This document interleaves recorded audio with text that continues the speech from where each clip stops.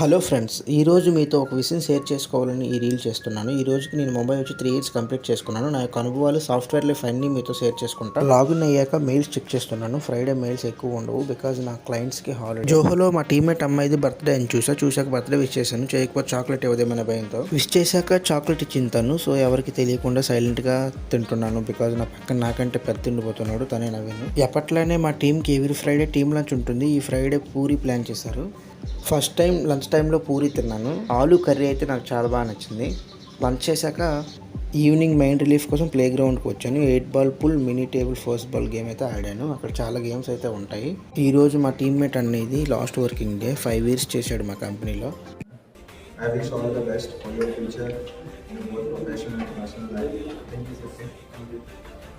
आते रहो मुंबई में कभी. లాగౌట్ చేసుకొని ఆఫీస్ నుంచి బయటకు వచ్చాను. చాలా డేస్ తర్వాత ఫుల్ మూన్ చూశాను. నాకైతే చాలా బాగా నచ్చింది.